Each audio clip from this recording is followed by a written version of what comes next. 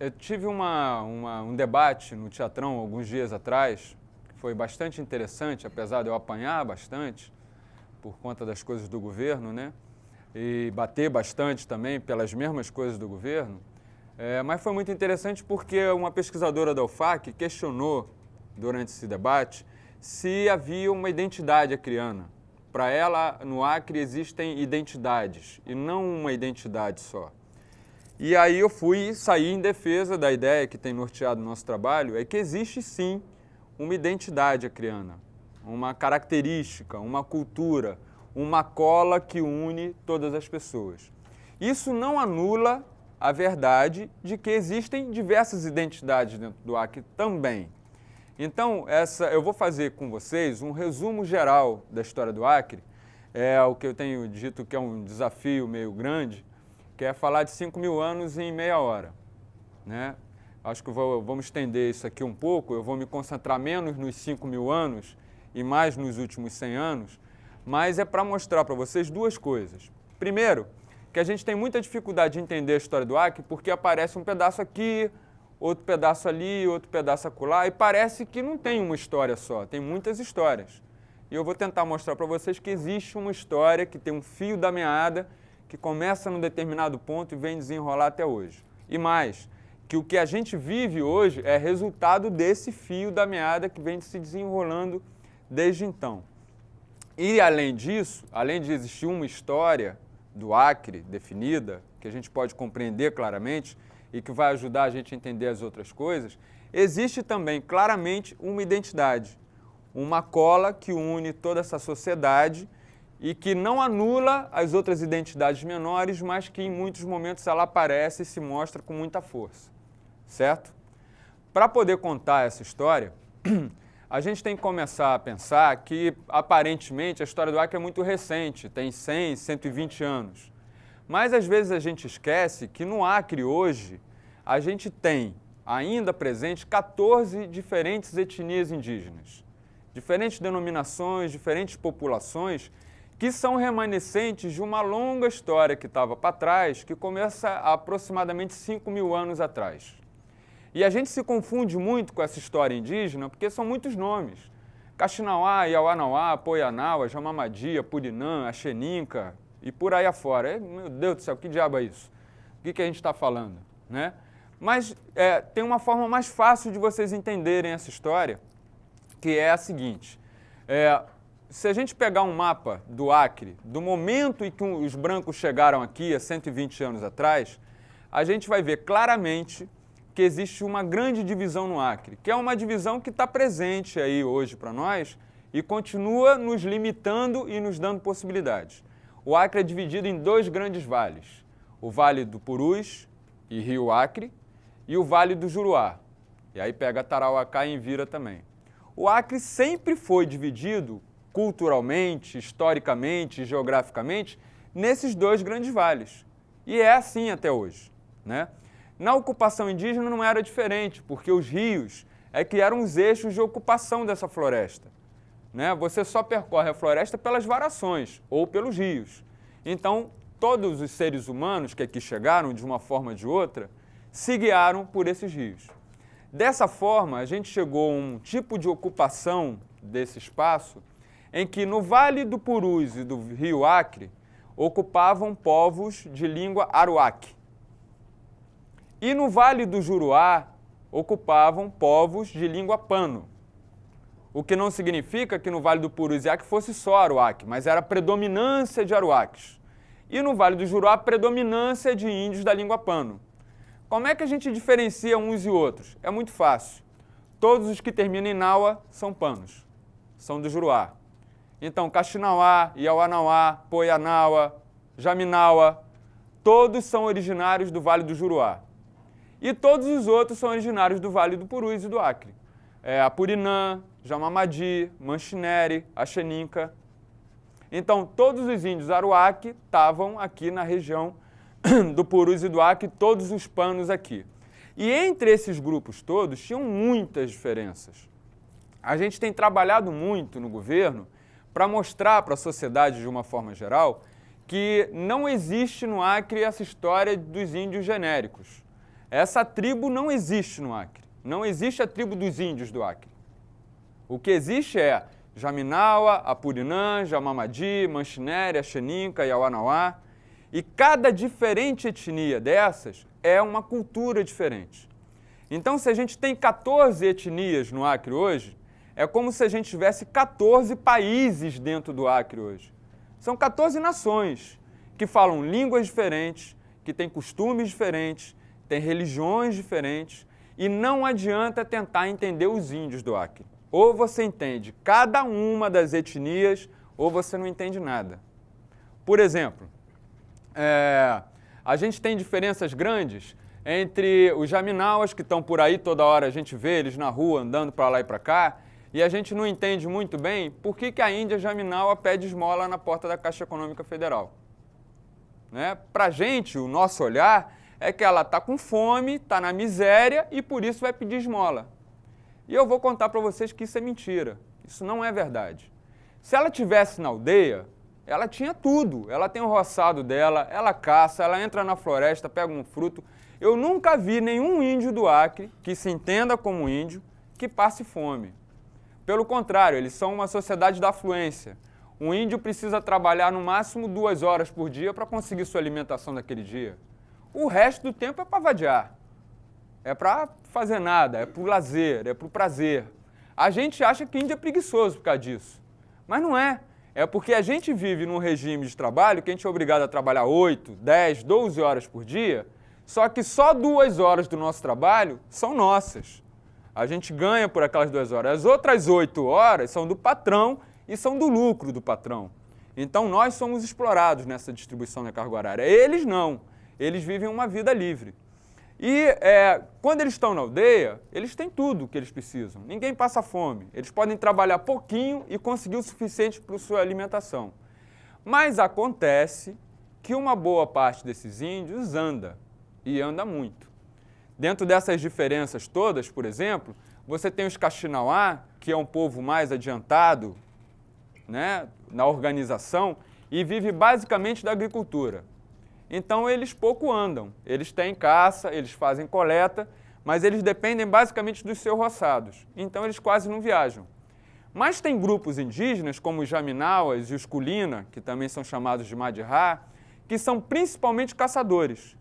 Esses também fazem agricultura, mas é bem pouquinho, não é a base deles. A base deles é a caça e a coleta.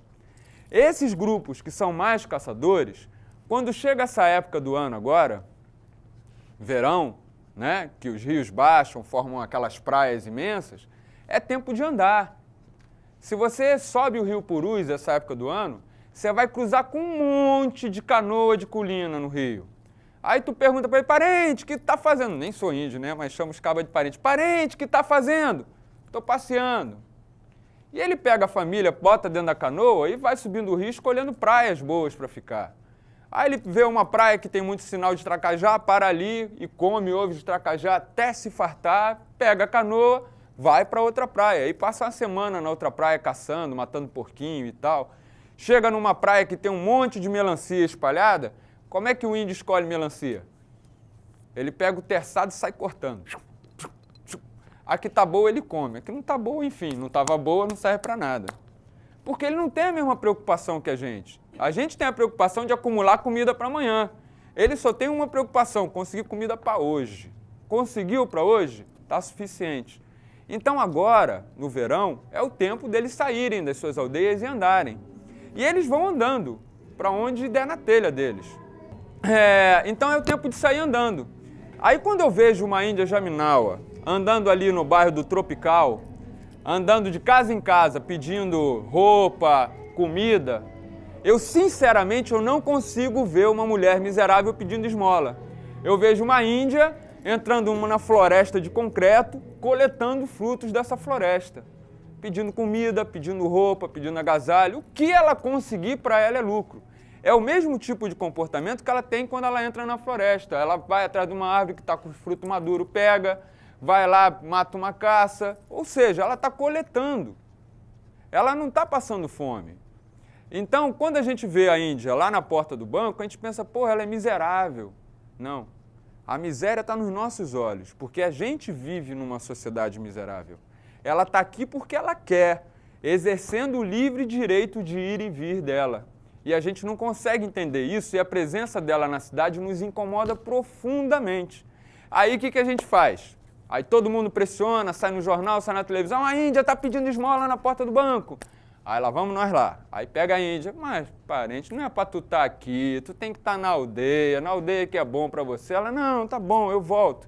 Aí a gente pega, bota ela no carro, leva para a cena, embarca ela no barco, leva ela para a aldeia, entrega ela na aldeia, daqui a 2 meses ela está aqui de volta. Porque é tempo de andar. Porque ela tem esse direito de estar andando para lá e para cá. Ela não tem essa pobreza toda que a gente imagina. Mas assim é Jaminaua, assim é Culina, que são os povos que andam muito. Uma vez estava numa aldeia Culina, estamos fazendo uma entrevista super séria lá, trabalho, não sei o quê, e um povo que você chega lá, porra, esse povo é muito miserável, cara, as roupas todas rasgadas, sabe? É bicho no meio de gente, uma sujeira danada, você fala, meu Deus, mas que pobreza. Mas, rapaz, eu nunca conheci um povo tão alegre, tão feliz como o povo Culina. O Anselmo foi com a gente, Anselmo Fornec, ele viveu muitos anos entre os Culina. Rapaz, quando os Culina viram Anselmo, que na língua é o Ará, ele tem um nome lá entre eles, mas fizeram uma festa, inventaram de passar a noite todinha dançando mariri. Foi uma coisa, ninguém dormiu naquela noite. E eu descobri essa felicidade deles exatamente quando eu estava todo sério fazendo uma entrevista, e aí caiu um cacho de banana que estava pendurado na minha cabeça. Rapaz, os índios riam da minha cara, mas riam, que eu não conseguia mais voltar para o diabo da entrevista. E aí, rapaz, um menino viu um tamanduá atravessando os Xandros lá atrás. Cara, foi uma revoada, uma correria, todo mundo saiu correndo atrás daquele tamanduá, era cachorro, era menino, era homem. E neguinho entrou, uns entraram na canoa, outros entraram nadando, tudo atrás de caçar o diabo do tamanduá. Ou seja, é um povo que gosta, que tem uma relação muito íntima com esses bichos da floresta. Agora, é claro que quando eles vêm para a cidade, eles estão sujeitos às pressões que a nossa sociedade estabelece, né? O álcool para eles é extremamente complicado porque eles não têm os mesmos mecanismos de defesa que a gente tem contra o álcool. A gente tem os limites impostos pela sociedade. Como a sociedade dele é outra, ele não tem esses limites e acaba entrando numa situação de degradação social muito séria. Eu concordo com a maioria de que o lugar de índio é na aldeia, mas a gente também não pode eliminar a possibilidade e a liberdade deles de estarem circulando aqui e acolá. O que precisa é a gente lavar nossos olhos e começar a entender que esses caras têm esses direitos. E, além disso, que eles estão em diferentes condições culturais. Dentro dessas 14 etnias indígenas que eu falei para vocês, a gente tem desde os Apurinã, de Boca do Acre, que estão esquecendo suas línguas tradicionais, usando roupa de branco, né? O mais velho lá sabe falar e ouvir, né? Os médios sabem só ouvir. E as crianças já não sabem nem mais falar nem ouvir. E na outra extremidade, lá no Juruá, na Foz do Amônia, você tem os Axenicas extremamente ciosos da sua identidade, orgulhosos, segurando a sua cultura e não entra lá sem pedir permissão. Só entra quem tiver permissão e explicar o que foi fazer, por que foi fazer e o que vai tirar disso daí. Então, entre um que está aculturado e o outro que está preservado, a gente tem todas as variáveis possíveis aí no meio. Diga. São aproximadamente 11 mil pessoas hoje. E a população total? Do Acre, 580 mil. E a relação entre as tribos, como é que é? Varia muito. Vou chegar aí nesse ponto. Então a gente tem todos os tipos diferentes de índios em diferentes níveis de relação com a sociedade. E mais do que isso, o Acre tem uma coisa que poucos lugares no mundo hoje ainda têm. Lá na região das cabeceiras, a gente tem os arredios, os isolados, que ainda perambulam pelas cabeceiras, livres, sem nenhum contato com o homem branco. Esses índios nunca tiveram contato com o homem branco. Eles sabem quem é o branco, sabem como é que o branco vive. Quando o branco dá mole, ele vai lá, entra na casa dele, rouba a panela, rouba a arma, rouba a roupa, mas ele não estabelece nenhuma relação com os homens brancos, nem com os outros índios. Esses são índios que vivem como viviam aqui há 5 mil anos atrás.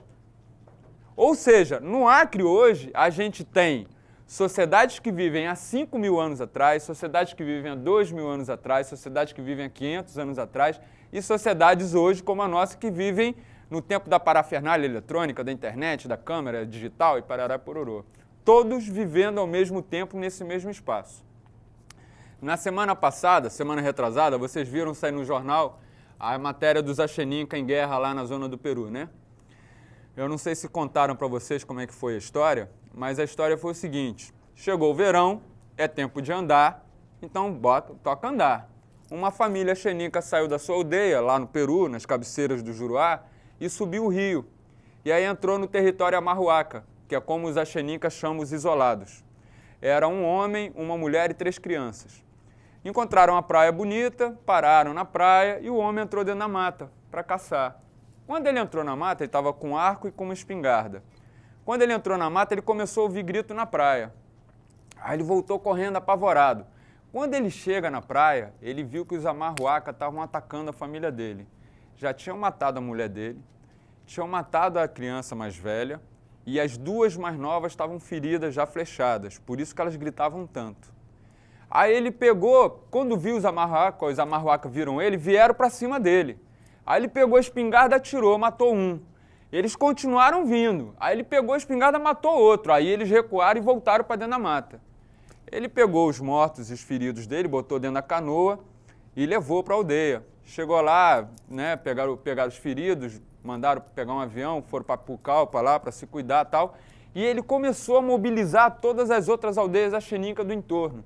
E eu não sabia disso, o Francisco, nosso secretário indígena, me contou, que naquela região entre o Ucaiali e o Vale do Juruá, tem cerca de 50.000 Axenincas. E esses 50.000 Axenincas têm capacidade de mobilizar 5.000 guerreiros em menos de um mês.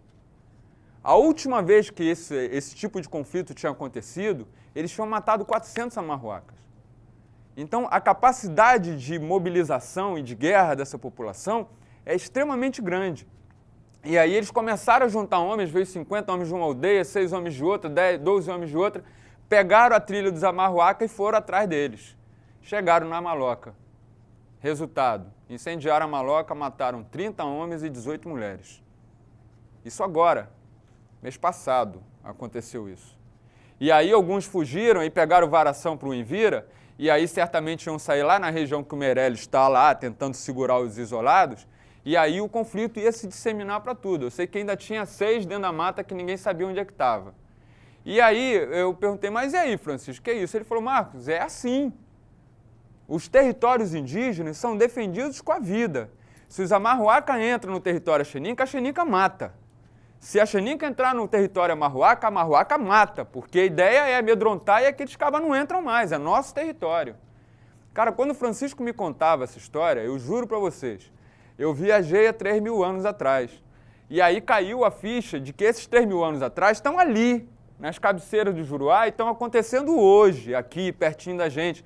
A gente fica assistindo o Jornal Nacional preocupado com a guerra de Israel e Palestina, o Iraque, não sei o quê, e não percebe que esses dramas estão acontecendo aqui nos altos rios, dentro das florestas, e a gente nem se dá conta disso. Às vezes só liga quando sai na Veja e aí a gente começa a buscar essas informações. Mas essa é a realidade. Então, entre os grupos indígenas, você tem diferentes relações e diferentes formas de compreensão das relações entre eles. Tem índios, como os Axeninca, por exemplo, que não aldeiam. Eles vivem em famílias nucleares. E aí, em caso de necessidade, como a guerra ou uma festa, eles se juntam para formar uma aldeia. Tem índios que aldeiam, né, mas estão divididos em clãs. Então, toda a tribo é dividida em 2 metades. Tem o clã do porquinho e o clã do gato. E aí a mulher do porquinho só pode casar com o homem do gato e o homem do gato só pode casar com o homem do porquinho, que é para evitar que eles tenham consanguinidade. Mas, em compensação, tem uma história braba aqui, que é a história da vingança, que é uma coisa milenar neles também, que é muito pesada e que provoca muito conflitos entre eles. Eles não se entendem também. Se entendessem, talvez eles não tivessem nem deixado o branco entrar aqui, né? Para começo de conversa. Então, se eu mato um índio, a família daquele índio pode não conseguir me pegar, mas se eles matarem meu irmão, ou meu cunhado, ou meu primo, eles estão satisfeitos. Aí os parentes do meu irmão, do meu primo, do meu cunhado que foi morto, vão querer matar um parente daquele que matou. E aí começa uma série de mortes trocadas, de vinganças que duram gerações. Foi isso, por exemplo, que motivou uma diáspora, um certo espalhamento Jaminawa, e que trouxe uma boa parte dos males que a gente tem. Hoje em Brasileia a gente tem um bairro Jaminawa com 400 Jaminawa. Foi a partir desses conflitos que aconteceram dentro dessas comunidades. Mas por que também, né? Porque o movimento indigenista puxou as lideranças desses índios para a cidade. E aí, sem a liderança, eles começaram a se desagregar internamente. Ou seja, tem muitos fatores aí. Cada história dessas é uma história diferente. Eu vou contar uma coisa para vocês que eu não devia contar não, porque os índios não gostam muito não, sabe? Pouca gente fala sobre isso e comenta sobre isso. Aliás, isso é uma coisa para ficar entre a gente, não é para comentar mesmo não. A maioria dos grupos indígenas do Acre praticava o canibalismo ritual. Praticava antropofagia, comer a carne humana, né? Mas eles não gostam disso porque eles sabem que isso é muito mal aceito na nossa sociedade. Só que a antropofagia Kaxinawá, por exemplo, era todo um ritual que eles tinham para regularizar, como é que eu vou falar? Para encaminhar a energia do parente que morria. Então acontece que quando morria um parente Kaxinawá, eles cortavam em pedaços, botavam dentro de um tacho de cerâmica grande, cozinhavam e depois dos pedaços cozidos, cada pedaço era distribuído para cada um da aldeia e as pessoas pegavam aquele pedaço e iam para o seu canto comer aquela carne chorando, sofrendo muito. Isso até que época, mais ou menos? Isso até começar a abertura dos seringais no final do século XIX. Porque eles já eram perseguidos com essa história do canibalismo, então aí a perseguição era maior, né? Então eles rapidamente pararam ou camuflaram esses hábitos. Deixa eu perguntar uma coisa, você falou que a população indígena do estado é de 11 mil pessoas, mas que os Axaninca, de uma maneira geral, em todas as ilhas do Peru, tem uma população de 50 mil pessoas, mais ou menos. Uhum. Existe uma diferença entre os Axaninca que vivem no Peru e os que vivem aqui? Ou... Não existe. Espanhola ou essa chegada de branco? Não, é porque os Axaninca que moram aqui, eles na verdade não eram originais daqui. Eles eram originais lá do Caiali. E aí com a invasão dos peruanos, dos caucheiros aqui, eles trouxeram os Axanicas que serviram para fazer correrias contra outros índios. Então eles foram meio que trazidos, vieram para cá por pressão dos peruanos no século XIX. Mas eles não eram originais dessa região. Eles são mais andinos, daí eles usam as cusmas, tocam aquela flauta assim vertical, que parece a flauta andina, tem tambores. Eles são completamente diferentes dos outros, porque eles estão na submontanha. E são esses Axeninca, mais os Nomatsikenga e Matsikenga, que impediram que os Incas chegassem nessa região. Eles formavam uma grande confederação guerreira que impediu a vinda dos Incas e fez um pacto com os Incas. Então os Incas protegiam a fronteira e os Antes, né, daí chamava Antissuyo, no Império Inca, protegiam a cordilheira por esse lado. Então, o nível de complexidade dessas sociedades era muito grande. A gente não pode ver os índios como os coitadinhos primitivos que estão no tempo das cavernas. Pelo contrário, toda a complexidade que nossa sociedade tem, a deles também tem. A diferença tecnológica é diferente. Mas, se a gente for pegar essa ocupação indígena e pensar na ocupação do homem branco, a gente vai ver que no Vale do Purus e do Acre, que eu falei para vocês que era ocupada pelos Aruaque, eles seguiram um padrão de comportamento de colaboração com a chegada do homem branco. Então, na medida em que o branco chegava aqui na região para abrir os primeiros grandes seringais, eles se dispuseram a ajudar os brancos como remadores, como guias, como toqueiros, às vezes até como seringueiros. Já no Vale do Juruá, os Nauas, os índios Pano, resistiram muito contra a entrada do homem branco. O que explica, por exemplo, por que o Vale do Acre se povoou muito mais rapidamente que o Vale do Juruá. E explica, é um dos fatores, por exemplo, que explica que Rio Branco seja a principal cidade do Acre hoje. A gente pensa que os índios não têm a menor importância na nossa história, mas tem. Foi graças a essa resistência indígena dos Nauas que o Vale do Juruá foi ocupado mais lentamente. É famoso a peia que o Xandes tomou. O Xandes veio aqui para o Vale do Acre, né? Entrou pelo rio Acre, foi até as cabeceiras fazendo mapa, depois voltou, subiu o Purus, chegou até as cabeceiras, tranquilo. e os remadores dele eram índios. Aí quando ele foi fazer a mesma coisa no Juruá, que chegou no estirão dos Nauas, os Nauas botaram um curto nele e volta dali mesmo. Então essa resistência dos Nauas foi muito forte e atrasou o desenvolvimento do Vale do Juruá. E vocês sabem que os índios que resistiam sofriam um tipo de ataque que aqui no Acre é chamado de correrias. Vocês sabem exatamente como é que eram as correrias? Toda vez que tinha um grupo de índios empatando a abertura de um seringal ou de novas estradas de seringa, os seringueiros se reuniam, se armavam e atacavam a aldeia.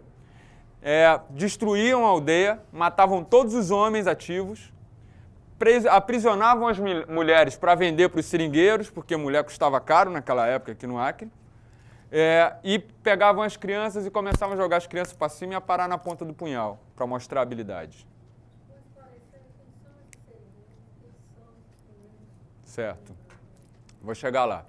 Aí, então, esses seringueiros faziam correrias que eram expedições de extermínio, realmente, dessas populações indígenas. Né? Então, quanto mais resistência, mais correria se sofria, além do sofrimento com as doenças que o branco trazia, que eles não tinham resistência. E agora eu pergunto para vocês, do ponto de vista dos índios, o que foi melhor para eles enquanto índios? Colaborar com o homem branco ou resistir ao homem branco? Os índios do Acre Purus colaboraram. Os panos do Juruá resistiram. O que é melhor, colaborar ou resistir?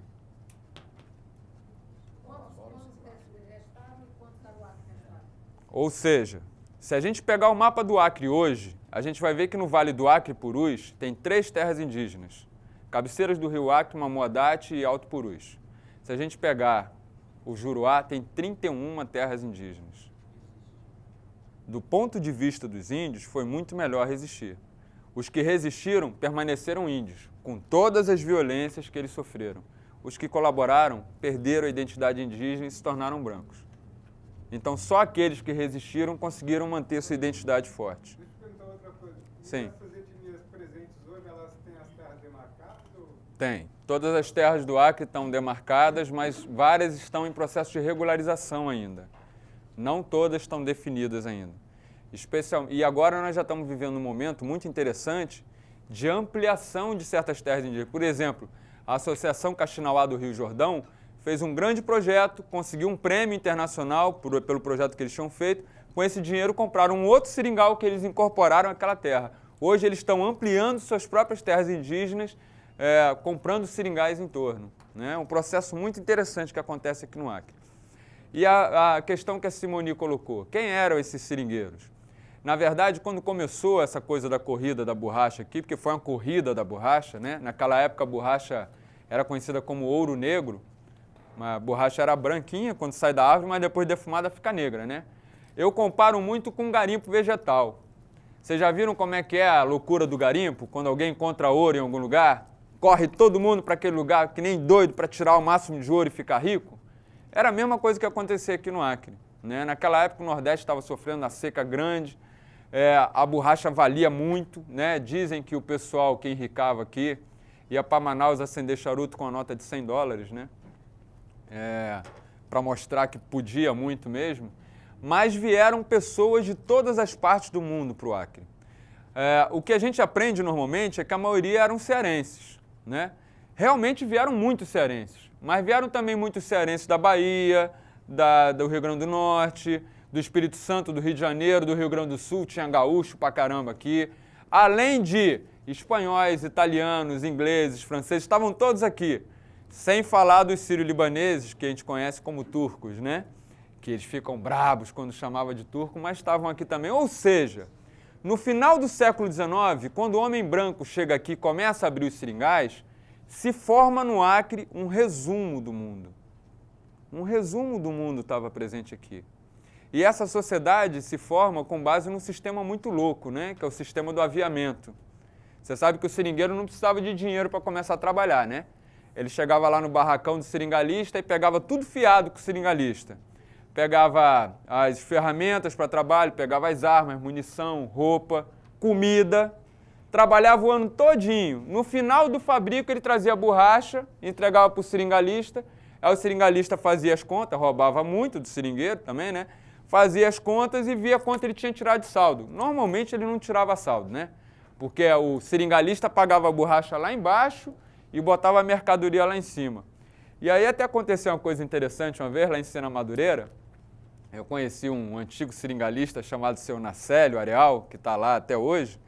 E aí ele conta cada história de seringal que vocês não acreditam. Eu não tenho a menor condição de contar as histórias que ele conta, né? Mas ele dizia uma coisa muito interessante, que no barracão dele tinha dois lados. Um lado era o céu e outro lado era o inferno. No inferno ficavam todas as roupas ruins, fazenda com defeito, ferramenta velha, comida com data de vencimento já passada.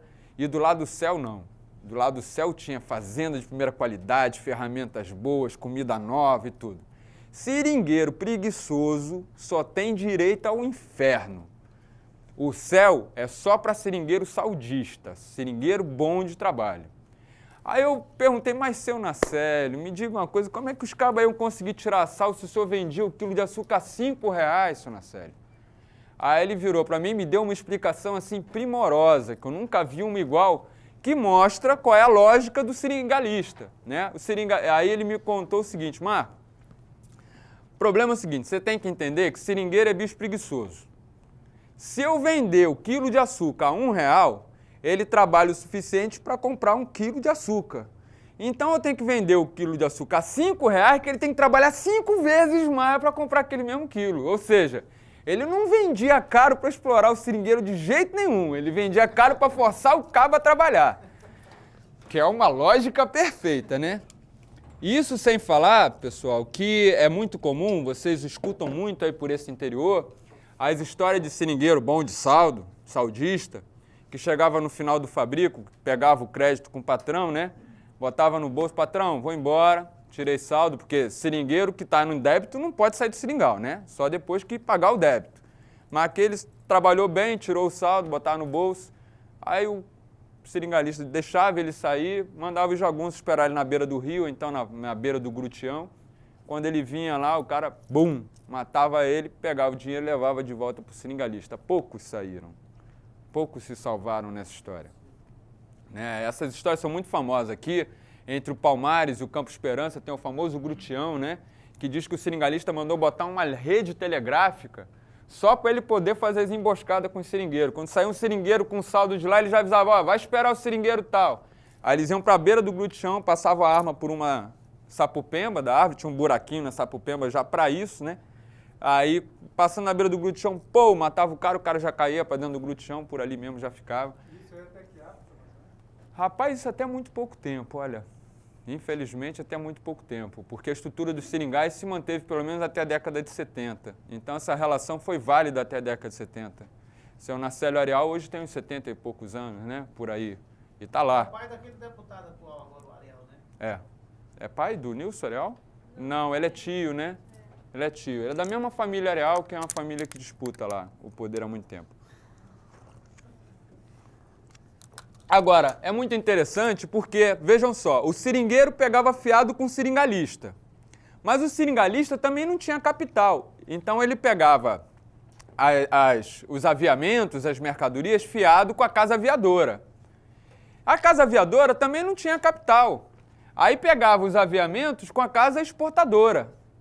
E a casa exportadora, para comprar aqueles aviamentos, pegava grana emprestada com os bancos estrangeiros.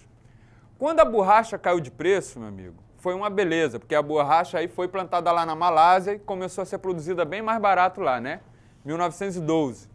E aí a casa exportadora, que não era besta nem nada, viu que a borracha lá era mais barata, pegou e se mandou e começou a comprar borracha da Ásia. Aí a casa exportadora foi embora, a casa aviadora faliu, o seringalista faliu, o seringueiro não tinha do que viver. Mas o certo é que essa organização do fiado, do aviamento, ela sempre foi tão forte na sociedade acriana que eu queria que vocês olhassem em volta, nos bairros onde vocês moram, e me dissessem se tem um bairro que não tem uma taberna que anota tudo no caderno. Eu só compro carne fiado aqui, eu não pago carne no dinheiro. Né? Todo o bairro dessa cidade e do Acre todo Tem milhares de tabernas que o pessoal só pega ali no bloco, no caderninho. Até o shopping, para você ver. O que é uma coisa muito interessante, que você percebe então que o Acre, o acriano, a sociedade acriana, é uma sociedade do fiado. Que se você falar assim, parece uma coisa meio duvidosa. Mas não, é uma coisa muito positiva, que é uma sociedade da confiança. As relações econômicas, não são nem as sociais, se estabelecem aqui no Acre na base da confiança. As pessoas confiam umas nas outras. Eu sempre conto muito essa história para ilustrar muito, né? Mas recentemente o Dr. Arquilau me contou uma coisa nova que eu não sabia, que eu vou acrescentar agora nessa história do fiado. Ele falou que teve uma ideia brilhante, aí pegou, levou a justiça volante para um bairro, né, da cidade. Rapaz, uma semana depois começou a chegar um monte de reclamação, porque a justiça volante chegou lá, o comerciante resolveu acionar todo mundo na justiça. Aí o caba chegou lá, seu filho da mãe, como é que tu me bota? Tu não sabe que meu pagamento só sai na semana que vem? Tu não sabe que eu pago? Como é que tu faz uma sacanagem dessa comigo? Aí já começou um conflito danado. O Arquilau, tira, que a justiça tá bagunçando tudo. Onde, às vezes, o Estado entra pensando que vai organizar, vai quebrar sistemas naturais e tradicionais de solidariedade que já estão estabelecidos, que a sociedade encontra com muito mais sabedoria. Mas isso tudo é a sociedade que a gente tem aí hoje, certo? Se a gente pegar um pouco da história desse povo todo, como é que isso se forjou? Eu contei como é que eram as coisas lá dos índios e tal, um pouco dessas características, não dá pra gente aprofundar muito, que senão eu fico até amanhã de manhã aqui falando. Mas vamos pegar um pouco da história do Acre. Como é que foi essa história? Vocês vejam que os brancos chegaram aqui e essas terras pertenciam formalmente à Bolívia, né? É uma linha imaginária lá que dividia o que era Brasil, o que era Bolívia e Peru. Rapaz, os brancos vinham, os brasileiros vinham pelo rio. Que diabo de linha imaginária danada é essa? Não existe essa linha. Ninguém estava subindo o rio atrás de seringal, de terra onde tinha borracha. E vieram subindo os rios e abrindo os seringais e ocupando a região. Já os bolivianos não, né? Os rios da Bolívia correm tudo assim. O Madre de Dios, o Abunã, o Rapirrã, o Chipamano, são todos assim. Os bolivianos, para vir para o Acre, tinham que vir cortando tudo. Era muito mais difícil. Uma vez saiu uma tropa de boliviano lá de La Paz, demorou 1 ano para chegar no Acre. Chegaram aqui mais morto do que vivo. Resultado disso, foi muito mais rápido para os brasileiros ocuparem o Acre todo do que para os bolivianos e peruanos chegarem aqui. Resultado, em 1880 aproximadamente, os brasileiros começam a chegar no Acre. Em 1885, o Acre já está povoado. E o Acre que eu estou falando aqui é o Vale do Acre, tá? Não é o Acre do Juruá. Em 1885, o Vale do Acre já estava povoado. Em 1890, o Juruá já estava povoado. E aí, em 1899, os bolivianos resolveram tomar de conta do que era deles, né?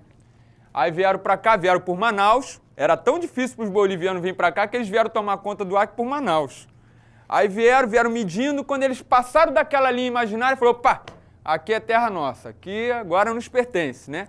Aí montaram uma cidade ali, na beira daquela linha, chamaram Porto Alonso, que hoje vocês conhecem como Porto Acre, e ali eles instalaram uma alfândega e começaram a cobrar os impostos sobre a borracha do Acre. Os brasileiros que estavam aqui, não precisa nem dizer, vocês já sabem dessa história, não gostaram nada da brincadeira, né? Falaram, não, aqui boliviano nenhum vai mandar não, isso aqui é do Brasil, nós somos brasileiros e vamos continuar sendo brasileiros. Resolveram se juntar, subiram o barranco, foram lá, olha, sinto muito, mas vocês vão ter que ir embora. Aqui é do Brasil e vai continuar sendo. Foi a primeira insurreição acreana. Começou assim todo o movimento revolucionário que se estendeu pelo Acre por vários anos. Era o dia 1º de maio de 1899. Botaram os bolivianos para correr. E agora, o que nós vamos fazer? Se lascamos, né? O governo brasileiro vai ficar danado com a gente. Aí veio um espanhol para cá, jornalista, que sabia que o negócio aqui estava pegando fogo, fez uma reunião com os seringalistas e fez o seguinte, olha, o Brasil tem que reconhecer que a gente está em guerra com a Bolívia. Para a gente forçar o Brasil a reconhecer isso, vamos criar um novo país. Já que o Acre sabe que o Brasil não quer o Acre, a gente cria o nosso país. Aí criaram a República do Acre. Aí tem um livro que circula muito aí, né, que chama Galvez, o Imperador do Acre, e eu vou ser obrigado a contar para vocês que Galvez nunca foi imperador do Acre. Ele era presidente da República do Acre. Era mais conhecido como Cidadão Galvez, né? E chamava todos os outros de cidadãos. Mas o espanhol, claro, os brasileiros não queriam botar o deles na reta, então bota o espanhol na frente, que é melhor para todo mundo. E o cara começou a acreditar naquela história e começou a organizar o estado todo, mandou correspondência para o mundo inteiro. Só que ninguém respondeu, né? Imaginou se alguém tivesse respondido reconhecendo que o Acre era um país, ia ser legal. O certo é que depois de 8 meses de um ótimo governo, tanto que teve um seringalista que prendeu o Galvez e tomou o poder. Um mês depois devolveu o poder para o Galvez, de tão bom que era o governo do Galvez. Mas o certo é que 8 meses depois, o governo brasileiro cometeu a insanidade de mandar navios de guerra para cá, prender o Galvez, levar o Galvez embora para Pernambuco e de lá para a Espanha e devolver o Acre para a Bolívia. Eu nunca consegui entender isso. Olha que eu estudo história do Acre há 9 anos. Até hoje eu não consigo encontrar uma explicação de por que diabos o Brasil não queria o Acre. Mas tudo bem, né? Devolveu o Acre para a Bolívia, tá bom. O governo de Manaus não se conformou muito isso não, porque quem perdia mais dinheiro era o governo do Amazonas, né? Por causa do imposto da borracha. E aí começou a fazer um monte de reunião, vamos pro Acre, fazer a revolução. Já tinha tido a República do Galvez, né? Todo mundo animado, todo mundo querendo ficar famoso. Aí um monte de gente topou vir pro Acre. Aí montaram a expedição Floriano Peixoto, que era um nome forte, né? O Marechal de Ferro da República. Só que quem topou vir pro Acre foram os poetas, os jornalistas, os boêmios que moravam ali por Manaus, Belém e tal. Resultado, encheram um navio de arma e de birita e subiram o rio Acre. E bora pro Acre, bora fazer a revolução no Acre. E vieram, né? Pau. E discutindo isso. Quem manda na revolução? Sou eu que mando. Não, o comandante aqui sou eu. E tomando todas. Quando chegaram ali em Porto Alonso, ninguém se entendia, cara. Tava todo mundo já mais para lá do que para cá. Resolveram atacar de qualquer maneira. Com 15 minutos de pé, os bolivianos botaram os cabos para correr. Não tinha jeito, né? Ainda largaram o canhão para trás, arma, largaram tudo, menos as garrafas, que eles tinham que se alimentar na volta, né? Pelo amor de Deus. Eu sei que até hoje você cava em qualquer quintal de Porto Acre, o que você mais encontra é garrafa. Nunca vi um lugar para ter tanta garrafa que nem Porto Acre. Mas vinha tudo de fora, né? Era champanhe francesa, cerveja irlandesa, uísque escocês. Eles perderam a revolução, mas beberam bem pra caramba naquela época. O certo é que os bolivianos continuaram aqui dominando essa história. E aí os bolivianos, caiu a ficha nos caras, eles perceberam que eles não tinham como dominar o Acre. Aí eles fizeram um acordo com capitalistas norte-americanos e ingleses para arrendar o Acre para esses capitalistas norte-americanos e ingleses. E essa empresa se chamou Bolivian Syndicate. Parece até coisa de mafioso, né? Bolivian Syndicate, o sindicato da Bolívia. E esses caras iam arrendar o Acre por 20 anos, tendo todos os direitos que eles queriam aqui. Eles iam poder formar exército, eles iam poder impor as leis, eles iam poder arrecadar os impostos que eles quisessem da população daqui. Ou seja, eles podiam fazer do Acre o que eles quisessem, e bastava pagar 20% disso à Bolívia todo ano. Tudo que eles tirassem daqui, eles pagavam 20% para a Bolívia. Rapaz, quando os brasileiros do Acre, porque não tinha acreano, tinha brasileiro do Acre, quando os brasileiros do Acre souberam dessa história, falaram, não, agora a gente vai ter que se mexer. Contra os bolivianos dá para a gente brigar, agora contra os americanos vai ser difícil. Então, vamos fazer agora ou nunca. E aí chamaram um gaúcho que estava aqui, que tinha experiência militar, chamado Plácio de Castro, e convidaram ele para, então, comandar um exército seringueiro. E ele aceitou, né, com 2 pequenas condições, que só ele mandava e que depois que começasse a guerra, qualquer contestação à ordem dele era castigada com a morte, né? O pessoal aceitou as condições, então toca o barco. E aí ele começou a reunir seringueiro daqui, seringueiro dali, formou um exército de mais ou menos 2.000 seringueiros e foi para o palco dos bolivianos. Foram 6 meses de guerra, e foram 6 meses de uma guerra feia. Foi guerra mesmo, sangrenta. Teve o Igarapé Bahia, que é onde hoje é Brasileia, né? Ali foi o pior massacre de brasileiros por bolivianos. Morreram cerca de 100 brasileiros naquele combate. Foi o único combate que os bolivianos ganharam. Foi o único combate que não foi o exército boliviano, eram os seringueiros da Bolívia que se uniram para lutar contra os brasileiros. Em compensação, o Brasil, os brasileiros do Acre, mataram uns 150 em Santa Rosa. Né? Até hoje, em Cobirra, aquele estátua do índio com a flecha, com uma chama na ponta, quem conhece, é o herói daquele combate do Igarapé, Bahia, né? Os brasileiros estavam num barracão, cavaram a trincheira muito próximo do barraco, e aí os bolivianos não conseguiam chegar, né? Aí tiveram a ideia de jogar flechas incendiárias sobre o barracão, aí o barracão pegou fogo, os brasileiros tiveram que escolher entre morrer queimado e morrer na bala. Morreram na bala, a grande maioria. E até hoje esse índio é um herói na Bolívia, e o povo de Brasileia fica danado porque os bolivianos insistem em botar o cara apontando para o Brasil até hoje, né? E os brasileiros, pô, vocês podiam pelo menos virar essa estátua para colar, porque a guerra já acabou, né?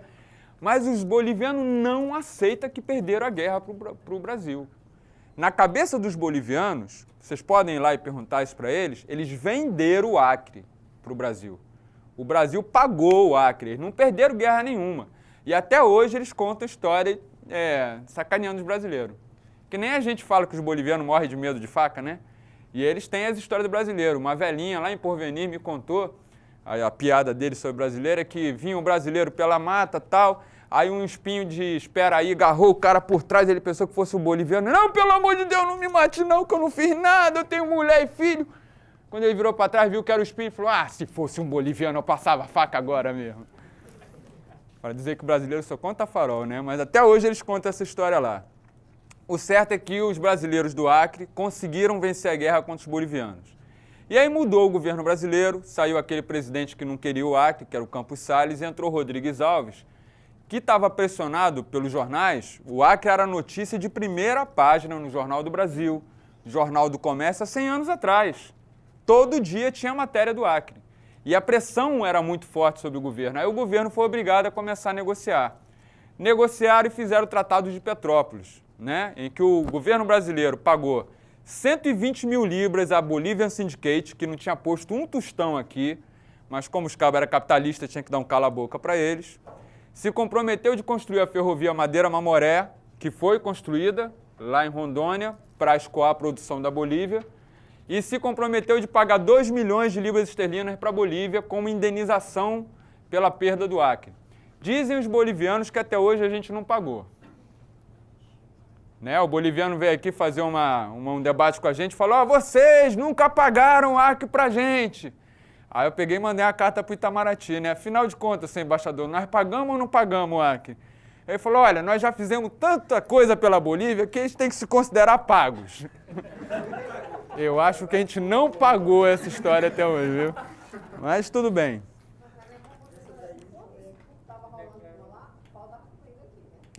Exatamente. Isso foi a negociar, tá lá, né? E aqui a peia comendo.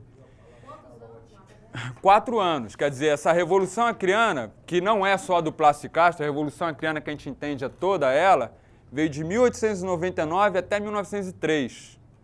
Mesmo durante o Tratado de Petrópolis, depois de assinar o Tratado de Petrópolis, os peruanos é que entraram na festa.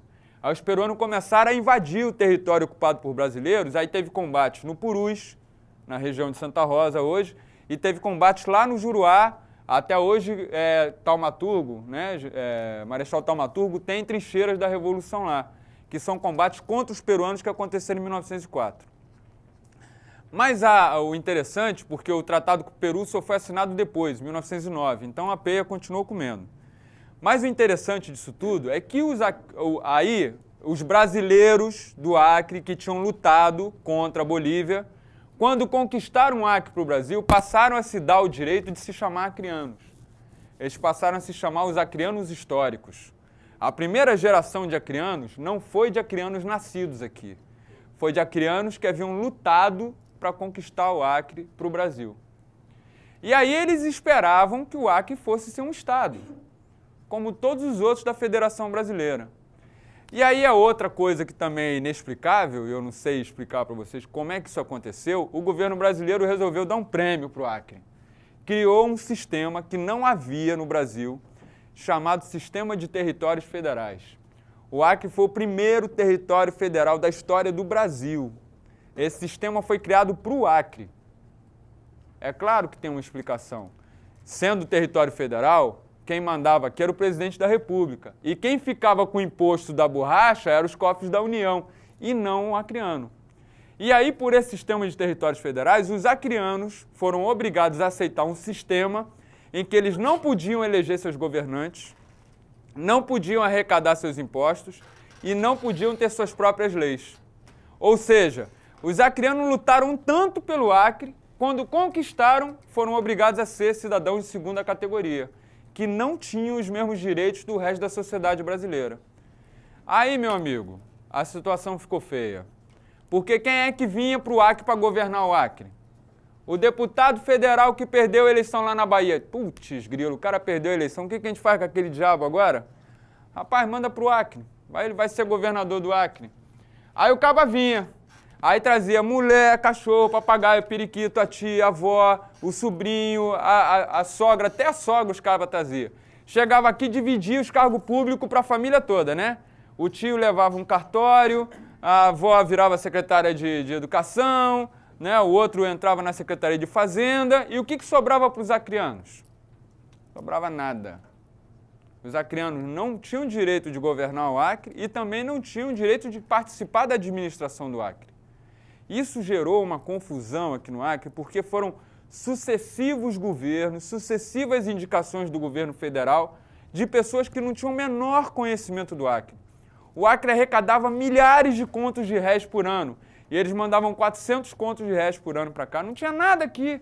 Não tinha escola, não tinha hospital, não tinha estrada. E como fazer com essa merreca de dinheiro? Isso foi criando uma revolta no povo acreano, uma revolta. E é bom que se diga que o Plácido de Castro morreu no meio dessa confusão, né? Foi assassinado por um desses governadores que vieram de fora para cá, o Gabino, o primeiro governador, porque o Acre ficou dividido em prefeituras departamentais. Para completar a confusão, o Acre não era um só. Era a Prefeitura do Alto Acre, Prefeitura do Alto Purus e Prefeitura do Alto Juruá. Cada uma tinha um governador, um prefeito departamental. Para você ter uma ideia de como era o Acre, quando o território federal foi criado, só tinha 2 cidades no Acre, Rio Branco e Chapuri, só. Para poder ter o prefeito do Alto Purus, criaram uma cidade, chamada Sena Madureira. Para poder ter a sede da Prefeitura do Alto Juruá, criaram uma cidade chamada Cruzeiro do Sul. Tanto que Sena Madureira foi criada em 25 de setembro de 1904, completa 100 anos ano que vem, e Cruzeiro do Sul 28 de setembro, 3 dias depois de 1904, ano que vem estão completando 100 anos. Então esses caras, cada parte dessa, tinha o seu próprio governador e não tinha contato entre eles. E aí o povo começou a se revoltar com essa história, e aí apareceu um prefeito departamental muito ruim, muito de sem vergonha lá em Cruzeiro do Sul, e aí o povo de Cruzeiro do Sul resolveu pegar em armas, né? E aí fizeram a primeira revolta autonomista. Prenderam o tal do João Cordeiro e consideraram declarado, criado o Estado do Acre. Não o Estado independente, não um novo país, mas o Estado do Acre. E aí, para conquistar o apoio de Sena Madureira, falaram que a capital devia ser Sena Madureira. E para conquistar o apoio do Vale do Acre, que o primeiro governador ia ser um homem do Vale do Acre, Antônio Antunes de Alencar. Resultado, Sena Madureira não apoiou a revolta e o Antônio Antunes de Alencar traiu a revolta vendendo eles lá em Manaus. Ou seja, a revolta autonomista do Juruá durou 100 dias. Depois de 100 dias veio as tropas federais e peia nos cabas, mataram alguns e aí o pessoal se acalmou lá no Cruzeiro do Sul. Em 1912, foi a vez de Sena Madureira fazer sua revolta autonomista. A mesma coisa, prenderam o governador, botaram o governador no Rio para descer de bubuia, que é para o caba sofrer bastante, né? Eu acho que é daí que surge essa história de descer de bubuia ou da balsa, porque o cara que desce de balsa desce sofrendo, né, meu amigo? Se cair no remanso, passa o dia inteiro ali no remanso, com os pium em cima deles. E aí prenderam o governador, botaram ele para descer de bubuia e fizeram, né, uma revolta lá. Mas depois de 4 meses de luta, vieram as tropas federais, tomaram o poder e botaram o cara de novo no lugar. É dessa época aquele túmulo que tem lá no cemitério, o túmulo das correntes, que dizem que até hoje as correntes chacoalham e tal, é os mortos dessa revolta autonomista. Em 1918 foi a vez de Rio Branco fazer sua revolta autonomista, né? Só que aqui em Rio Branco a história foi interessante, porque os autonomistas ficaram no 2º distrito. E o pessoal que apoiava o governo federal ficou no 1º distrito, que era a parte oficial da cidade. Aí ficou uma guerra entre os 2 lados da cidade. Se o lado de cá tinha mais arma, tinha mais poder, o lado de lá tinha comida. Porque o comércio todo era do lado de lá. Ou seja, foi só cortar a ração de comida do pessoal daqui e rapidinho eles venceram a guerra. Mas o interessante é que em nenhum momento desses as cidades se uniram. Mas é fácil entender, até hoje a gente não conseguiu construir a bendita estrada para Cruzeiro do Sul. Para você sair de Rio Branco para chegar em Cruzeiro do Sul, você tinha que descer o Rio Acre, descer o Rio Purus, entrar no Rio Amazonas, subir o Rio Amazonas, subir o Rio Juruá para chegar em Cruzeiro do Sul. 3 meses de viagem. Como é que faz uma revolta num povo desse? E aí, para enfraquecer o Cruzeiro do Sul, né, que tinha sido a primeira revolta autonomista, em 12 eles dividiram o Alto Juruá em 2, ficou Alto Juruá e Alto Tarauacá. É aí que surge a cidade de Ceabra, que vem a ser Tarauacá hoje, né? Ceabra era o nome do ministro da época e tal. Então, em 1920, o governo federal resolveu acabar com a festa aqui, né? E aí resolveu unificar o Acre, acabou com as prefeituras departamentais e tornou tudo um governo só, que teve como capital Rio Branco. O nome desse primeiro governador do Acre unificado foi Epaminondas Jácome, que era um médico que tinha lutado na Revolução, mas que o povo conhecia carinhosamente como Epaminondas Jacumeu, de tanto que o caba, né, tinha a mão lisa, então ele já comia, e, né? E aí foi a morte para Sena Madureira e Cruzeiro do Sul. Porque imagina, a capital era Rio Branco. O que sobrava do dinheiro para Sena Madureira ou para Cruzeiro do Sul? Nada. Foi a partir daí que começou a surgir esse sentimento de autonomia do Juruá, né? Porque o Juruá se achou, e tem razão, injustiçado. O Cruzeiro do Sul chegou a ter o mesmo tamanho que Rio Branco. Se Cruzeiro do Sul, por exemplo, tivesse sido a capital do Acre, talvez hoje eles tivessem 300 mil habitantes e nós 60 mil, como acontece hoje. Mas não foi isso que aconteceu. O Rio Branco se tornou a capital a partir de 1920. E aquela lenda que Sena Madureira foi a primeira capital do Acre, infelizmente é uma lenda. É um resultado daquela primeira revolta autonomista que declarou Sena Madureira a nova capital de um estado que nunca existiu, né? Então, pelo menos na consideração, Sena Madureira, mas oficialmente nunca foi. O certo é que essa luta autonomista se manteve, né? Aí se organizaram os partidos políticos, a Legião Autonomista, que era conhecida carinhosamente como os Corocas. E de outro lado, o partido que apoiava o governo federal, o Partido Construtor, também conhecido como os Urucubacas, né? Então virou uma guerra entre Corocas e Urucubacas aqui no Acre, né? A partir da década de 30. E aí o povo, né, tentava manter vivo esse anseio autonomista e tal, até que na década de 50 veio o deputado Guiomar Santos, que de bobo não tinha nada, percebeu que a vontade pela autonomia do Acre, pelo estado do Acre era muito forte, e aí fez aquela lei que transformou o Acre em estado em 1962. Ou seja, o Acre também foi o primeiro território federal do Brasil a deixar de ser território e virar estado. Ele foi o primeiro território federal da história do Brasil e foi o primeiro território federal a virar estado. Foram 58 anos de movimento autonomista. Entre 1904 e 1962, o povo do Acre teve que amargar, e foi amargar mesmo, um governo autoritário federal tutelado que mandava para cá e os acreanos não tinham direito de nada. Só tinham direito de obedecer os governantes que vinham de fora. Diga. Como que era feita a distribuição de terras? A distribuição de terras? Rapaz, era uma loucura, porque aqui no Acre tinha títulos de terra expedido pela Bolívia, expedido pelo Amazonas, expedido pelo governo revolucionário e depois pelo governo territorial. Quando foram fazer o levantamento das terras do Acre, há pouco tempo atrás, perceberam que o Acre precisava ser 3 vezes maior para ter tanta terra como tinha títulos de terra. As terras todas se sobrepõem umas às outras, né? Então é o samba do crioulo doido. E ainda tem um regime, porque era território, um regime jurídico que eu não vi em lugar nenhum, que é o regime da enfiteuse. Já ouviu falar disso? A enfiteuse é o seguinte, eu te dou o título de propriedade daquele terreno, mas é provisório. Tu vai ficar com aquilo durante 20 anos. Se você fizer as benfeitorias todas que você tem que fazer, daqui a 20 anos ele é teu, senão ele é meu. Então é uma posse que não é posse ao mesmo tempo e nunca ninguém fiscalizou se os caras fizeram as benfeitorias ou não. Ou seja, o regime jurídico no Acre é complicado.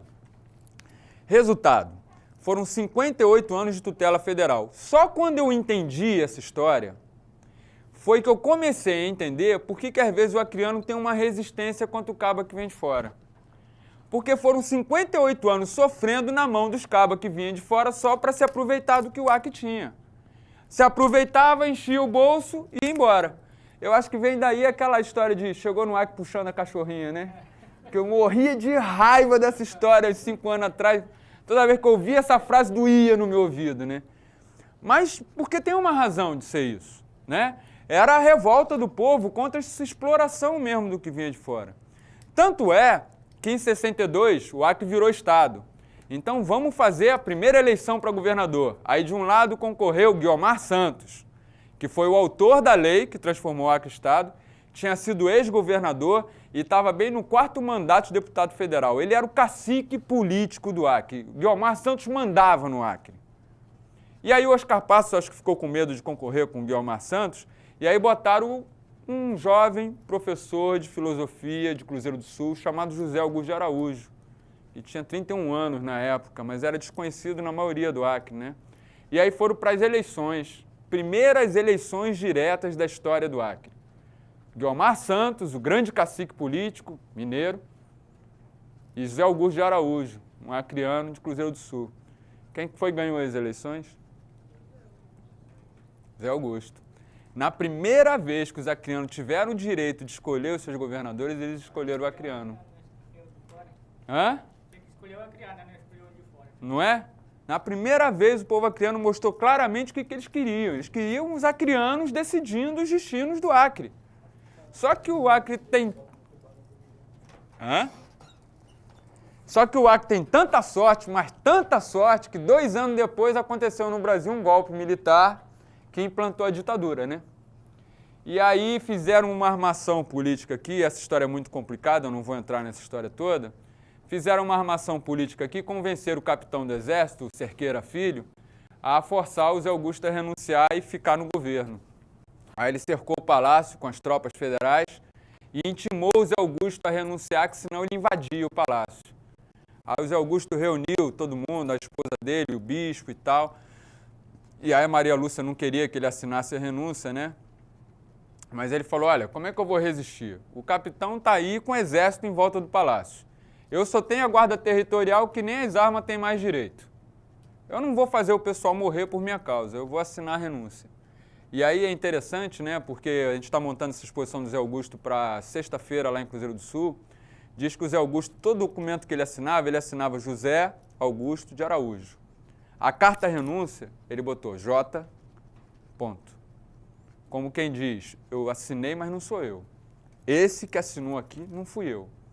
E aí Zé Augusto foi expulso do Acre, né? E o general, o capitão Cerqueira Filho, ficou no poder como governador. Foi enganado pelos próprios políticos que tinham feito ele fazer a renúncia do Zé Augusto, porque a ditadura não tinha mandado caçar o Zé Augusto. Não tinha. Né? Aí convenceram ele a se candidatar a senador, que eles iam apoiar ele. Ele foi para candidato a Senado e perdeu as eleições, claro, para deixar de ser besta, né? E aí, a partir daí, a ditadura militar começou a indicar uma nova série de governadores indicados e não eleitos pelo povo. Pelo menos eles tiveram a delicadeza de indicar acreanos para o governo. Aí veio Jorge Calume, né, o Vanderlei Dantas, Geraldo Mesquita, Joaquim Macedo. 4 governos consecutivos de acreanos, mas indicados pelo governo federal. Só em 1982, os acreanos voltaram a eleger seus governantes. Ou seja, de 82 para o ano que nós estamos, 2003, 21 anos. Com 2 aninhos lá do Zé Augusto, de 62 a 64, 23 anos. Em 100 anos de história, o Acre tem 23 anos de democracia. O que explica, em grande parte, um monte de problema político que a gente ainda tem nessa terra. Mas a história não acaba aí, não. Acontece que durante a ditadura militar, eles resolveram mudar o eixo de desenvolvimento da Amazônia. Não. A Amazônia, com aquela mataria toda lá, não vai acontecer nada. Nós temos que levar o progresso para a Amazônia. Então vamos expandir a fronteira agropecuária, vamos plantar soja, vamos abrir grandes fazendas de gado. E aí vieram subindo, né? Abriram a rodovia, a BR, e aí vieram desmatando Cuiabá, Mato Grosso, foi para o espaço tudo, virou aquela grande plantação de soja que é hoje, né? Entraram em Rondônia também, arrasando com tudo. Foi a famosa invasão dos paulistas, na década de 70. E a estratégia usada para essa invasão foi muito fácil. Os seringalistas do Acre estavam completamente falidos. Década de 70, a borracha já não tinha mais preço. Eles dependiam dos bancos. Os bancos simplesmente cortaram o crédito. Niki cortaram o crédito, os seringalistas faliram e tiveram que entregar suas terras para pagar as dívidas junto aos bancos. Os bancos pegavam essas terras, que não custaram nada, porque era uma dívida que já tinha, no capital já empatado, e começaram a vender essas terras a preço de banana lá no sul do país. E aí espalharam lá, o Vanderlei Dantas mandou espalhar outdoor lá no Rio de Janeiro, São Paulo, venha para o Acre, o filé mignon da Amazônia. E aí começaram a vir, né? É claro que veio muita gente boa, atrás de plantar, de prosperar e tudo, mas veio muito grileiro. Muita gente que veio aqui só para ganhar dinheiro mesmo, para comprar terra barata e revender por um preço absurdo. Ou muita gente que veio aqui para cortar madeira para as madeireiras e plantar pasto simplesmente. E aí o que aconteceu no Acre? Um período de profunda crise social. Porque um seringal que tinha 300 pessoas, quando virava fazenda de gado, não precisava mais ter 300 famílias. Bastava ter 4 famílias para manejar o gado. E as outras 296 iam para onde? Para a cidade passar fome, porque não sabiam ler, não sabiam escrever, não tinham uma profissão definida. A única coisa que esse povo sabia fazer era cortar seringa e colher castanha. E fazer filho. Isso muito bem, diga-se de passagem. Mas vieram para a cidade sem ter o que fazer para bater quintal, mas era muita gente para pouco quintal. Né? E aí começa um processo de invasão de terrenos aqui em volta da cidade, que vai dar origem até alguns conflitos aqui na cidade. O João Eduardo é um exemplo. O João Eduardo era um líder comunitário que comandou um processo de invasão e foi assassinado por causa disso. Da mesma forma que isso deu origem em tremendos conflitos no campo. Foi um dos tempos de piores crises da sociedade acreana. E aí alguns segmentos dessa sociedade, especialmente os mais prejudicados, que era o povo do campo, começou a resistir. Organizaram os sindicatos de trabalhadores rurais e começaram a empatar as derrubadas. Toda vez que eles sabiam que ia ter uma grande derrubada, eles iam, homens, mulheres e crianças, empatar a derrubada. Eles empatavam os tratores, empatavam o pessoal de cortar as árvores. Aí os fazendeiros não gostavam disso, né, e botavam os jagunços para cima. Nessa brincadeira começou a morrer gente, né? O Wilson Pinheiro estava num belo dia lá em 1980 na sede do sindicato, aí invadiram 2 jagunços lá de noite, mandaram chumbo para cima do Wilson Pinheiro, o Wilson Pinheiro foi assassinado. Ele era o homem de ação do sindicato. O povo ficou tão revoltado, mas tão revoltado, que no dia do enterro decidiram colocar o Zé Wilson enterrado de... Zé Wilson. Eu já estou matando o Zé Wilson por osmose. É porque eu gosto tanto dele. Enterraram o Wilson Pinheiro de bruços, no caixão, com uma moeda entre os dentes. Porque o povo acreditava que se fizessem isso, o assassino do Wilson Pinheiro não ia conseguir fugir.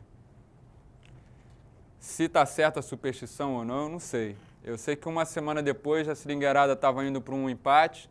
Quem vem lá pela estrada? O Nilão, o acusado da morte do Wilson Pinheiro. Estava, né? Acompanhou essa história, né? É verdade essa história da moeda? Obrigado. Né? Até eu... Depois ele cavou lá e tirou a moeda da boca do velho. Mas já tinham matado o Nilão, aí tudo bem, né? O certo é que o pessoal justiçou o Nilão ali na beira da estrada. Estava demarcado, então, o período do conflito. Né? Aqui vocês viveram essa história, a CCE sofreu as consequências disso, uma boa parte da esquerda acreana sofreu muito, e principalmente o pessoal do campo. E aí aconteceu uma coisa extraordinária, aí morreu Ivair Higino, começaram a matar gente, foi né, era adoidado. A gente não tem nem ideia de quantas pessoas morreram naquela época, foi triste, triste. Como foi essa coisa da morte do Wilson Pinheiro, e que depois virou a morte do mandante e tal, que deu no processo na Lei de Segurança Nacional, do Chico Mendes, do Lula e tal? Não, aí foi já um processo um pouco mais avançado, né?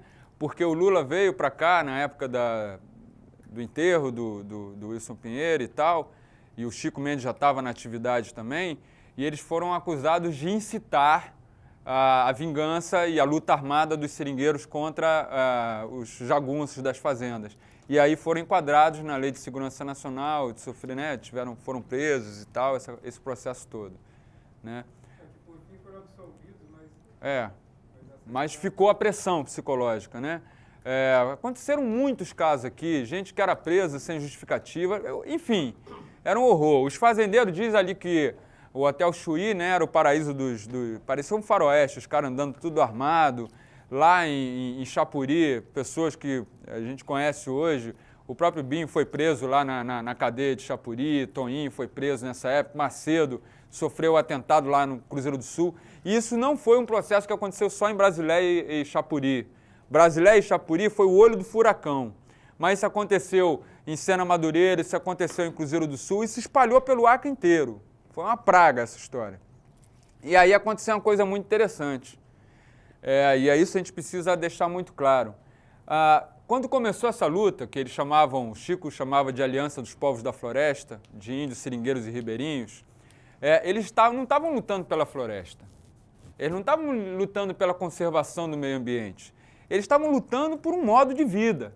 Eles só sabiam viver com a floresta. Eles sabiam tirar seringa, colher castanha, tirar copaíba. Se tirasse a floresta, eles iam viver de quê? Iam vir para a cidade bater quintal? E aí, o movimento ecológico que se desenvolvia lá na Alemanha e nos Estados Unidos e que tentava se articular dizendo, olha, se a gente não salvar o planeta vai acabar, nossos filhos e nossos netos não vão ter nada. Rapaz, para o inferno, nossos filhos e nossos netos, a gente quer aqui agora. Essa é a lógica do capitalismo. Então, o movimento ecológico internacional não encontrava uma justificativa real para poder crescer como movimento e convencer o restante da sociedade. Aqui no Acre eles encontraram. Aqui no Acre eles encontraram um povo que lutava para defender uma floresta. Ou seja, eles defendiam um modo de vida. E aí o movimento ecológico começou a apoiar o que estava acontecendo aqui no Acre. Juntou os dois objetivos que eram radicalmente diferentes. E aí começaram a legitimar a Aliança dos Povos da Floresta, o Chico ganhou o Prêmio Global 500, mas era uma morte anunciada, todo mundo sabia que o Chico ia morrer. Ele tinha sofrido várias ameaças de morte. Né? Diz o pessoal lá em Chapuri que o Chico estava jogando dominó com os guardas, os 2 PM que faziam a segurança dele. Quando ele botou a toalha para ir tomar banho lá atrás, o Daci estava lá escondido atrás de um coqueiro, e aí mandou chumbo para cima do Chico. Sabe o que os 2 PM fizeram? Saíram correndo pela porta da frente em vez de ir lá para trás para prender o cara, sabe? Então, o processo aconteceu assim, mas o fato é que a morte do Chico fez com que a pressão internacional sobre o Brasil aumentasse de tal forma que o Banco Mundial foi levado a cortar o financiamento dessa expansão da fronteira agropecuária. Ou seja, Rondônia sofreu o mesmo processo que o Acre. Percorram Rondônia, veja quantos rondonienses vocês acham. Vocês acham muito paranaense, muito paulista, muito gaúcho. Agora está difícil de achar o pessoal de Rondônia. E aqui no Acre? Aqui no Acre não. Aqui no Acre parou, porque o povo do Acre resistiu. A mesma história que aconteceu lá dos índios. O que é melhor? Resistir ou colaborar? Os rondonienses colaboraram, mas em compensação... Então, tem soja, tem não sei quantos milhões de pessoas, mas não tem mais Rondônia. O Acre não. O Acre está aqui com poucas pessoas, mas é dominado, é construído pelos acreanos. Foi muito melhor resistir desse ponto de vista. Ou seja, se a gente for pegar a história do Acre, do princípio dela até o fim, a gente vai perceber que a sociedade acreana, durante a sua construção, foi obrigada, levada a lutar contra a dominação estrangeira, porque entendia que isso aqui era Brasil. Venceu os estrangeiros, e aí foi obrigada a lutar contra o próprio governo, que transformou isso aqui num território federal, tirando os direitos básicos dos acreanos. Depois de vencer essa luta contra o governo federal e conseguir virar um Estado, foi levado de novo a lutar contra um modelo de desenvolvimento econômico que destruía toda a organização social do Acre. E fizeram essa luta e mais uma vez venceram esse diabo dessa luta contra o grande capital estrangeiro que queria implantar um modelo que não se aplicava ao Acre. Ou seja, se a gente for pegar a história do Acre do princípio ao fim, a gente vai perceber claramente que a sociedade acreana é formada de um povo que luta muito pelos seus direitos, pelo direito de determinar o seu próprio destino. Se isso não é capaz de formar, de dar uma ideia da identidade desse povo, eu não sei mais o que é capaz disso. O povo acreano luta, sempre lutou, e eu acredito que sempre vai lutar todas as vezes que se vê ameaçado por um inimigo externo. E é isso que fez com que o povo acreano e a história do Acre fossem essas coisas tão fortes que a gente vê hoje e, de uma certa forma, se orgulha e se sente feliz de estar podendo participar disso. E é isso que diz o nosso hino, né? Que se for preciso, a gente luta de novo. Exatamente. E eu nunca vi um povo no Brasil inteiro que cante o hino com tanto orgulho que nem o povo do Acre. Com certeza. Tem uma coisa interessante que no princípio da ocupação do Acre, tinha uma história que dizia que o clima do Acre é o clima mais insalubre do planeta, né? Tem até aquela história de que é sinônimo, vir para o Acre é vir para a morte, né? E aí botavam toda a culpa no clima, que aqui era a floresta, que tinha muito mosquito, que tinha muita doença, não sei o quê, mas não era não. O Euclides da Cunha escreveu sobre isso e falou que o Acre tinha um clima caluniado, né? Porque o que matava as pessoas aqui é que elas vinham em condições subhumanas, dentro de porões de navios, sem higiene, todas aglomeradas, comendo uma comida de péssima qualidade. Quando chegavam aqui, estavam com sua saúde completamente deteriorada.